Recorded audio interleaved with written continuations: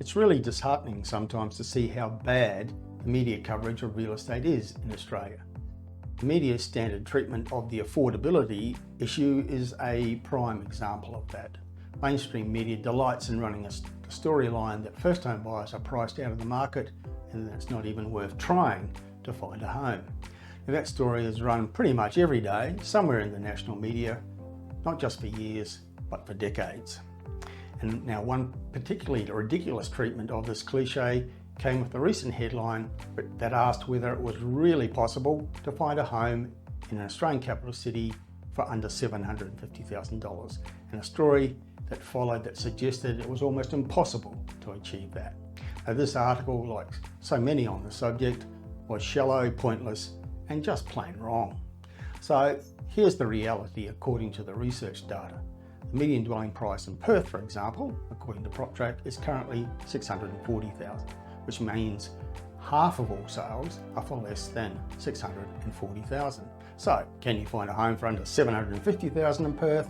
Well, obviously, even in the hot Perth market, there are myriad possibilities. In Adelaide, the median price is slightly over $700,000, which again means half of all sales are for less than that figure.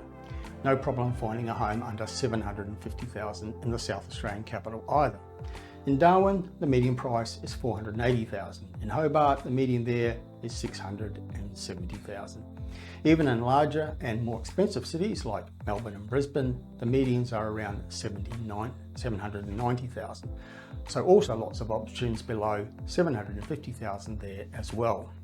Nationally, according to PropTrack, the median dwelling price is $760,000.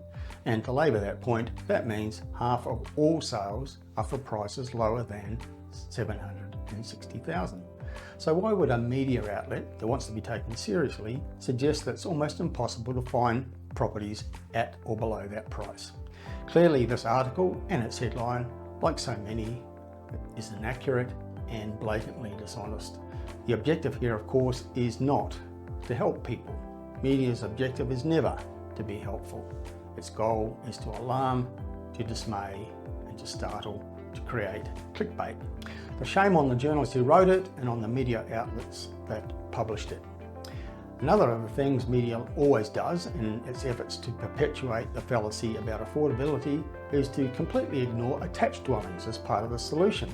For many young Australians, and for many other buyer cohorts as well, units and townhouses are valid options in the search for well-located homes at affordable prices.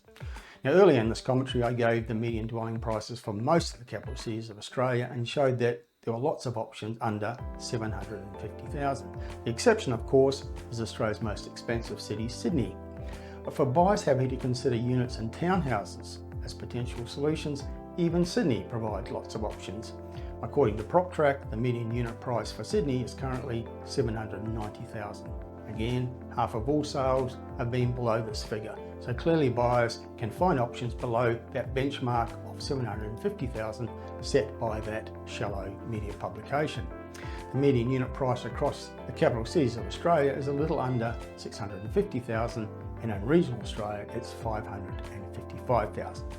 Why does mainstream media never consider units when discussing housing affordability? That's because it doesn't suit their preferred narrative, which is to tell people that there are no affordable options anywhere and that they should be outraged and just give up.